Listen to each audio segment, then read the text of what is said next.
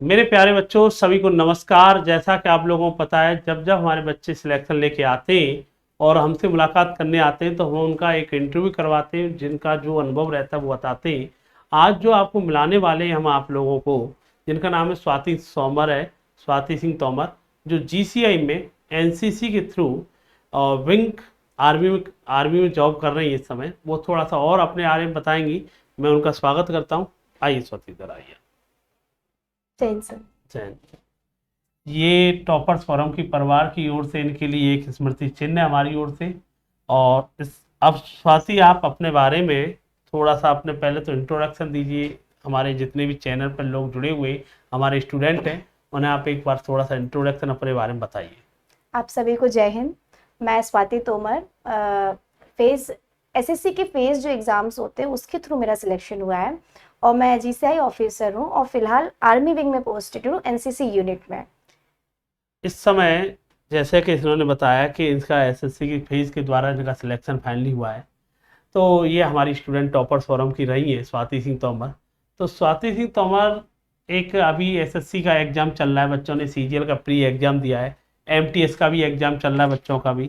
तो जो भी आपके दोस्त, छोटे भाई बहन एग्ज़ाम दे रहे हैं, उनके लिए आप क्या एक गाइडेंस देना चाहती हैं? जैसे कि आपने अभी, मैं आपसे बात कर रहा था तो आपने बताया, हमारी अभी ऑफलाइन क्लास में भी आपको लेके गए थे, तो आपने बताया कि आपने इससे पहले कम से कम 8 एग्जाम क्वालिफाई किए थे, लेकिन उनमें फाइनली आपका मेरिट लिस्ट में कारणवश सिलेक्शन नहीं हो पा रहा था। तो यस। आप इनको क्या सलाह देना चाह रही है कि इनका भी फाइनली तुम्हारी तरह सिलेक्शन हो और अच्छी टॉप ऑफिसर रैंक आपको मिली है, इसी तरह इनका कैसे करना चाहिए? आपने थोड़ा सा इन्हें सुझाव चाहिए। जी सर। सबसे पहले तो मैं ये कहूँगी कि हम जो भी प्रैक्टिस करते हैं, जो भी पढ़ते हैं, उसे रेगुलरिटी के बेसिस पे करें। हम एक दिन करते हैं फिर 2 दिन छोड़ देते हैं या कोई ना कोई रीज़न बहाने ढूंढ लेते हैं। एक्सक्यूजेस हमेशा होते हैं लेकिन आपको एक्सक्यूजेस नहीं बनाने हैं। खुद से आपको लॉयल होना है। सर तो पूछेंगे आपसे हर दूसरे दिन कि आपने कितना पढ़ा, क्या पढ़ा, आप सर से आके बोल देंगे, लेकिन आपको खुद से लॉयल रहना है, भले आप किसी से लॉयल रहें या ना रहें। लेकिन और जो जो भी सर क्लासेस में पढ़ाते हैं, स्पेशली जो सर ने क्लास में पढ़ाया, शीट्स दिए, बुक्स दिए, मोर देन सफिशिएंट है। वो हर चीज के लिए इतना कुछ वो ऑलरेडी दे देते हैं। एक टॉपिक पे कम से कम 200 300 तो वो क्लास में करवा देते हैं, उसके बाद वो बुक्स में करवा रहे होते हैं। तो वो बहुत है, इससे ज्यादा आपको बाहर निकलने की कहीं जरूरत नहीं है। तो जो सर क्लास में करवाते हैं उसकी शीट्स रेगुलर लगाओ। जो सर क्लास में पढ़ाते हैं उसको डेली बेसिस पे रिवाइज करो। अगर आप एक दिन रिवाइज कर रहे हो, एक दिन नहीं रिवाइज कर रहे हो, तो फिर कोई मतलब नहीं है आपका। फिर वो सब एक बराबर हो जाएगा, जीरो हो जाएगा। आप 10 तक गए हैं और फिर आपने 10 स्टेप के बाद आपने 2-3 स्टेप्स नहीं पढ़े, तो आप मान लीजिए फिर से आप जीरो पे ही आ जाएंगे। इसीलिए सबसे ज्यादा इंपॉर्टेंट है रेगुलरिटी मेंटेन करना। एक बार आपका सिलेबस कंप्लीट होगा, सर से अगर कोई टॉपिक आपने पढ़ लिया, मान लो कोई work in distance topic complete हो गया, तो उसमें जितनी शीट्स हैं, जितनी बुक्स हैं, उसमें जितने क्वेश्चन है पर टॉपिक के हिसाब से वो सब लगा लो। उसके बाद मॉक टेस्ट सबसे ज्यादा इंपॉर्टेंट है। हम लोग यही करते हैं सर, मैंने यही किया था कि स्टार्टिंग में मैं मॉक टेस्ट नहीं देती थी, लेकिन लास्ट में फिर मैंने मॉक टेस्ट देना शुरू किया, तो मुझे ये अपनी कमी दिखाई दी, क्योंकि उसमें आपको पता चलता है कि आप कितने ट्रू हैं। हर चीज का लेवल पता चलता है। तो अपना लेवल जानने के लिए आपको मॉक टेस्ट जरूर दीजिए। और जो कोचिंग सेंटर्स में मॉक टेस्ट होते हैं वो भी करिए, क्योंकि उससे भले वो ऑनलाइन नहीं होते बट ऑफलाइन होने पे एक प्रेशर होता है, एक कंपटीशन का लेवल माइंड में आता है कि भाई बगल वाले के नंबर, जब आपके नंबर्स रिवील होते हैं तो आपको लगता है कि इस बच्चे का इतना अच्छा है तो मेरा क्यों नहीं, मैं भी कर सकता हूँ।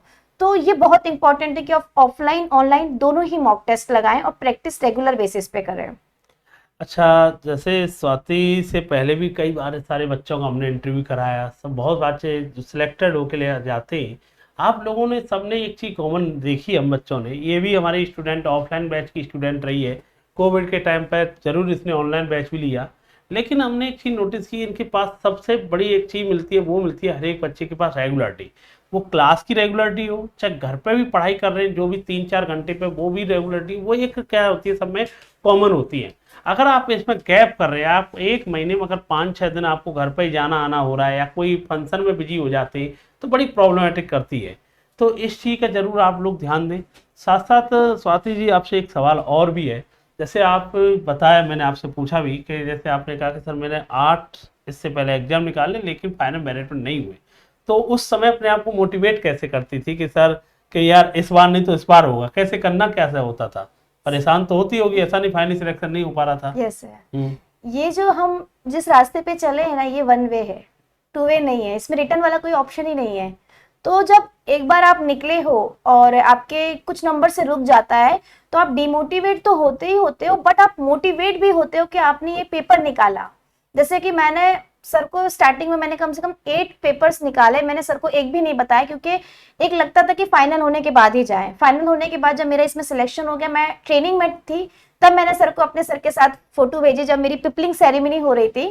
तो ये होता है कि जब आप पेपर्स निकालते हैं और आपका किसी वजह से, किसी रीजन की वजह से नहीं हुआ, नंबर में रह गए, मेरिट आउट हो गए, तो डिमोटिवेट होते हैं। लेकिन यहीं पे आपको अपने आप को और मोटिवेट करना है कि अगर आपने ये पेपर निकाला, यहाँ तक आए और आपके पास ऑलरेडी 80 या 90% नॉलेज है, सिर्फ आपको बची कुछ ही नॉलेज, अगर आप पेपर निकाल रहे हैं इसका मतलब आपके पास बहुत नॉलेज है। सिर्फ जो आपको अपनी कुछ चीजों पे, अपनी कमियों पे स्पेशली गौर करना है।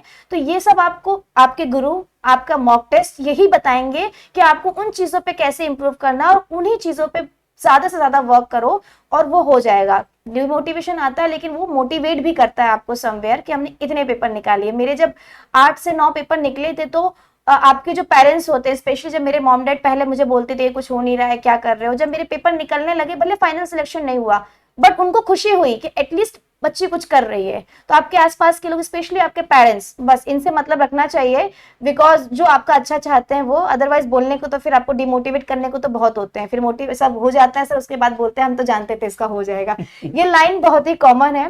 दैट्स वाई आप जब इतने पेपर निकालेंगे तो आपके मोटिवेशन अंदर से आएगा, मैंने यहाँ तक कर लिया, मुझे आगे थोड़ा सा और है, वो हो जाएगा। और स्पेशली एक बार स्टेबिलिटी ले लीजिए। हम ये सोचते हैं कि नहीं मुझे हायर ही जाना है, उस हायर के चक्कर में हमारे पास कभी कभी लोअर आती है, वो छोड़ देते हैं। कर लीजिए, स्टेबिलिटी मिल जाएगी। जॉब के बाद भी ऐसे नहीं कि आपको पढ़ाई का मौका नहीं मिलता है, मिलता है, मैं करती हूँ। मेरी आगे फर्दर स्टडीज भी चल रही हैं, मेरे साथ वाले लोग भी करते हैं। तो एक बार स्टेबिलिटी ले लीजिए, उसके बाद अपना आप गोल अचीव करते रहिए। गवर्नमेंट एम्प्लॉयज के लिए बहुत सारे स्कीम्स और बहुत सारे फायदे होते हैं कि एज बढ़ जाती है, टाइम ड्यूरेशन बढ़ जाता है। मान लो फॉर एग्जांपल पीसीएस में 40 इयर्स होता है, गवर्नमेंट एम्प्लॉय के लिए 5 इयर्स और एक्सटेंड हो जाता है। तो हर जगह ऐसा होता है, कुछ पोस्ट को छोड़ के, स्पेशली डिफेंस को छोड़ के हर जगह होता है। तो कुल मिलाकर एक बात सोचिए, इसने जो मेनली बात कही ना, सर भले हमने 8 एग्जाम निकाले पर फाइनली सिलेक्शन नहीं हो रहा था ना, और वन वे होता है इसमें, बात सही कही है। कंपटीशन में अगर देखा जाए तो वन वे ही है। बैक लौटने का मतलब है कि आपने पढ़ाई छोड़ दी, कुल मिला के उसमें कोई डिग्री तो है नहीं। आपने अगर 2 साल तैयारी की, मान लो 3 साल तैयारी की, अब इसमें डिग्री तो नहीं मिल रही है आपको कंपटीशन की कि डिग्री मिलेगी आपने इतना। वन वे का मतलब आपने फिर वहीं से जीरो कर लिया आपने, तो जीरो नहीं करना ना। अब जितना बच्चा रास्ता आगे बढ़ चुका है, मान लो आपने प्री दिया, प्री नहीं हो पा रहा है, तो यार कहीं ना कहीं कमी रही हो, अगली बार इसे क्वालिफाई करना। इस बार सोच रहा था जॉब के लिए, अगली बार सोचना यार कैसे हमें रैंक लानी है, इस पर काम करना। इस बार मान लो आपका कोई एग्जाम नहीं निकल पाया, मान लो एसएससी सीरीज 2024 ये, और आपको लग रहा है कि गुरुजी मेरा प्री क्वालिफाई नहीं हो पा रहा है, तो कोई दिक्कत नहीं। अगली बार, इस बार तो हम जॉब की सोच रहे थे ना, 2025 में यार सिंगल डिजिट और डबल डिजिट में अपनी आपको रैंक लानी है, ये करना है। और वन वे, ये लाइन इतनी इंपॉर्टेंट है। मैंने जब 2-3 बच्चों से ये लाइन सेम पूछी कि सर इसमें हमें डिग्री नहीं मिलती है कि हमने 3 साल कंपटीशन तैयारी की, 4 साल किया, ये तो फिर हमारे लिए वही हो गया ना, जीरो हो गया, खत्म। तो हम सर इतना रास्ता आ चुके होते हैं, बैक लौटने का तो कोई मतलब होता नहीं है। और जब करना है तो करना है।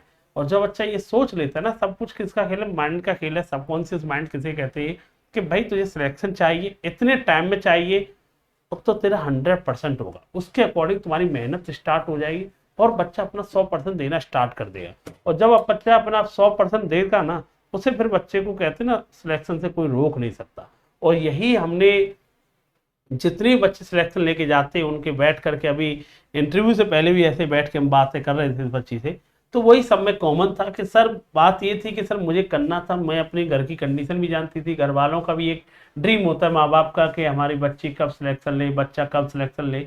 और रही बात आस पड़ोस या रिश्तेदारों की, तो भाई ये अभी बता रही थी कि सर मैं जब तैयारी कर रही थी 1-2 बार नहीं हो पाया, तो मैं कहीं रिलेटिव्स वगैरह के फंक्शन में जाना बंद कर दिया। इसी चक्कर में हर एक बच्चा पूछता था, हर रिलेटिव पूछता था भाई कर क्या रही है। और इसका जवाब बड़ा टफ हो जाता है। नो डाउट हम इस तरह के समाज और कल्चर में रहते हैं कि प्रॉब्लम आती है, लेकिन वही वाली बात है कि उसने अपने आप को चुना। भाई उनसे क्या ही दुश्मनी, ठीक है वो हमारे भले के लिए कह रहे हैं, अच्छे के लिए, वो सेकेंडरी मैटर है, पर ठीक है वो हमें पूछ तो रहे हैं। आज सिलेक्शन मेरा हो गया है सर, वो भी तो बताते हैं, हर जगह बता भी रहे कि ये बच्ची थी हमारी आज ऑफिसर हो गई आर्मी में, इस तरह की पोस्ट पे है, तो अच्छा भी लगता है। वो लोग मेरी तारीफ भी कर रहे हैं, किसी समय अगर बुरा भी बोला होगा उन्होंने, तो आज वही तो हमारे रिलेटिव सब जगह क्या बोलते हैं, हमारी रिश्तेदार है भाई, वो बच्ची आज यहाँ पे तैयारी करी, तो वो लोग तारीफ का भी काम करते हैं। वो तुम पर डिपेंड करता है, आप अपनी तारीफ करवाना चाहते हो, बुराई करवाना चाहते हो। कुल मिलाकर के इस बच्ची का या किसी बच्चे का हमारा यही रहता है, इस संस्थान से जुड़ा हर बच्चा हम चाहते हैं सिलेक्शन हो। और जो बच्चा वीडियो देखता है वो भी हमारी वीडियो को देख करके एक बार फील करता होगा, जितना हो सकता है हम ऑफलाइन में अपनी कोचिंग जो टॉपर्स फोरम में अपने जी जान लगा देते हैं कि बच्चे का कैसे सिलेक्शन हो। जितना हम सुविधा दे सकते हैं उतनी सुविधा देने की कोशिश करते हैं और एक प्रॉपर गाइडेंस देते हैं। तो सर ये चीज ना मोटिवेशन ही होती है, हमारे जो रिश्तेदार हमें ताने देते हैं ना, उसको तो मैं एज अ मोटिवेशन लेती हूँ, उन्हीं की वजह से मैं आज यहाँ पे हूँ। क्योंकि अगर वो इतना ना सुनाते तो मुझे भी गिल्ट ना होता, और मेरे पेरेंट्स को ना सुनाते तो फिर मुझे भी इतना फील ना होता। ये वही वाली बात है कि ये तुम पर डिपेंड करता है कि एक बार इंटरव्यू पढ़ा था मैंने सचिन तेंदुलकर सर जी के बारे में। सचिन तेंदुलकर कहते थे कि जब वो न्यूज पेपर खोलते थे, अगर किसी मैच में वो रन नहीं बनाते थे तो सचिन तेंदुलकर के बारे में बड़ी बड़ी हेडिंग आती थी। अब वो आप पे डिपेंड करता, वो नेगेटिव पॉइंट आते तो मैं उन्हें जरूर पढ़ता था, कम से कम 2-3 बार पढ़ता था, जिससे कि मैं अगले मैच में अच्छा बना पाऊँ। और नो डाउट आप तुम जानते हो कि क्रिकेट का भगवान ही सचिन को कहा जाता है, उन्होंने उसको पॉजिटिव लिया। वो आप पे डिपेंड करता है आप किस वे में ले रहे, नेगेटिव ले रहे, पॉजिटिव ले रहे। और देखो हमारा मानना है दुनिया रिजल्ट के लिए है, रिजल्ट आ जाता है लोग ही वही आपकी सब तारीफ करने लग जाते हैं जो आपके खिलाफ बोल रहे होते हैं। और यही होता भी, आप समाज में देखो चाहे दुनिया में देखो, और वही आप लोगों से भी कहेंगे इन दुनियादारी को छोड़कर वैसे आप अपने फोकस कीजिए, अपना रिजल्ट दीजिए, लोग आपकी सब तारीफ करेंगे। और उसका एक ही कोई शॉर्टकट नहीं है सफलता का एक ही लक्ष्य है, बस आप हार्ड वर्क कीजिए, अपने दिल से कीजिए। अगर आप दिल से सच्चे दिल से अपनी मेहनत कर रहे हैं ना, आप अपने साथ चीट नहीं कर रहे तो आपके रिजल्ट को कोई रोक ही नहीं सकता, सिंपल सी कहानी है। अगर आप अपने आप से चीट कर रहे हैं, अपने आप को बेवकूफ़ बना रहे हैं, वो अपने आप को इसलिए बोलना, आप घर वालों को या किसी टीचर को बेवकूफ़ नहीं बनाते, आप अपने आप को बना रहे हैं। अगर आपका सिलेक्शन नहीं हो रहा, वो आपके लिए ज़िंदगी की, आपकी ज़िंदगी आपको जीनी है ना, कोई और नहीं जिएगा ना। तो कहने का मतलब है आप अपने आप से ईमानदारी से काम कीजिए, आपका सक्सेस जरूर होगा। यही हमारी हर बच्चे के साथ बेस्ट विषय रहती है, और यही हर बच्चा जो सिलेक्शन लेके आता है वही ये बात आप लोगों से कहता है। तो ऐसे ही हम इस सीरीज में और मिलाते रहेंगे आप लोगों से, बच्चों से। आपको ऑल द बेस्ट। आप कोई भी सवाल इससे कमेंट में डाल देंगे, स्वाति जी तक पहुंच जाएगा, वो कमेंट आपको जरूर रिप्लाई देगी। थैंक यू बेटा सबको, जय हिंद सबको। जय हिंद।